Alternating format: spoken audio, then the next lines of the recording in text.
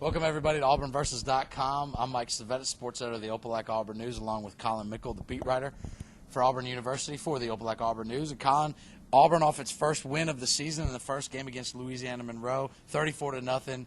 Big win by the score, but not really by the offensive standards. Talk about what the offense, the spread offense, Tony Franklin's offense coming in, everybody thought was going to throw for, put up godly, ungodly numbers, and it sputtered. Right, sputtered is really the word. The offense was not what was expected. Obviously it didn't matter. Auburn won pretty handily, but the passing game especially was a problem, and they finished with 85 yards passing, and that was with a pretty strong fourth quarter to kind of pad the numbers. They had 28 yards passing at the end of the third. That will not work for Tony Franklin's offense. It's comforting, for Auburn to be able to say, well, they still rush for 300 yards. Certainly it's a good sign that they have still proven their ability to run pretty effectively. But you absolutely have to be able to throw the ball better than this in this offense, and nobody knows that better than Tony Franklin. 85 total yards of passing, and Chris Todd with a majority of those because Cody Burns suffered a cut to his leg and sat out most of the second half. Cody did get the start. Back and forth. Tommy Tuberville said today in his weekly press conference that Chris Todd would have gotten the start anyway this week against Southern Miss. That's helped out by the fact that Cody's hobbled a little bit. But talk about the quarterback dynamic. A lot of people have been saying that is because they're afraid they're going to lose their job or that they're going to get yanked the next series. That hurt the offense a little bit. Well, Tony Franklin came out and said that on Sunday. He said the quarterbacks lacked confidence. They were worried. They were looking over their shoulder.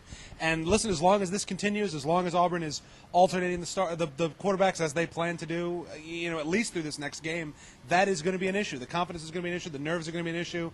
The hesitation to take risks that certainly both quarterbacks showed against Louisiana Monroe, that's going to keep coming up.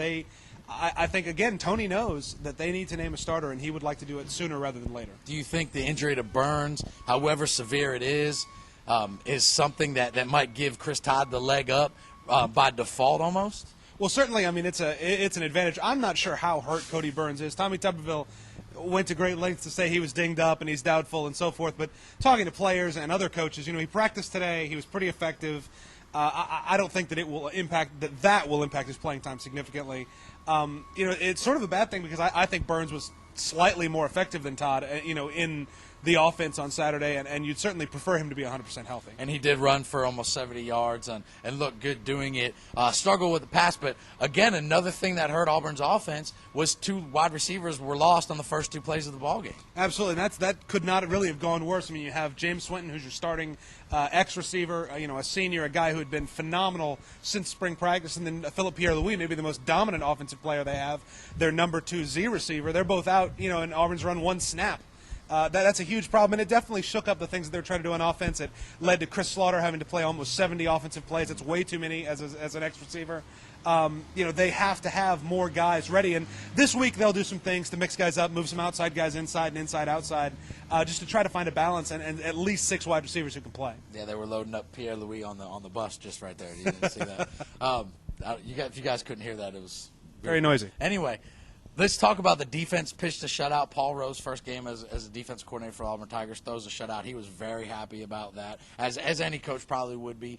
In the college football, when you can shut out a Division I team, you're doing something right. Talk about the defense, how they played a lot, some turnovers, even special teams got in on the action. Defensively, the Tigers really stepped up. Oh, the defense was phenomenal, and not just the defense, but the punt coverage team. The kickoff coverage was very strong, but the Auburn's defense, the starters and the backups were phenomenal. You don't shut anybody out with a little bit of luck, and they got ULM to miss 2 field goals, but they played really, really well. It wasn't until the third team defense got in that ULM really started to consistently move the ball, and even then they couldn't score. Obviously Auburn should have a huge talent edge over Louisiana Monroe, but it was more than that. They played very, very well on defense, and again, Paul Rhodes has sort of been the other coordinator, right, through the offseason. Defensive guys get a little overlooked. His unit did a phenomenal job. You can't say enough about what they did Saturday, and certainly nobody is happier about it than Paul. And now we look ahead to Southern Miss coming in at 11:30 Saturday, Raycon game.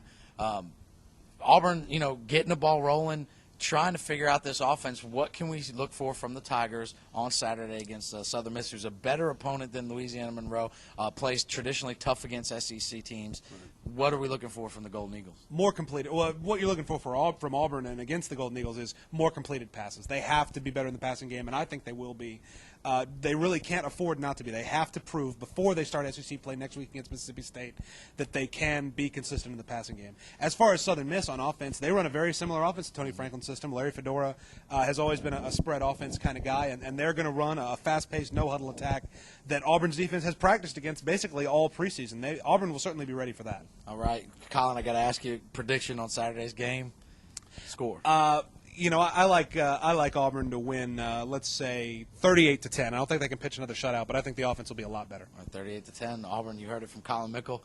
We'll see you next week. We'll talk about the Southern Miss game, and if Collin was right, we'll see you next time on AuburnVersus.com. Thanks for watching.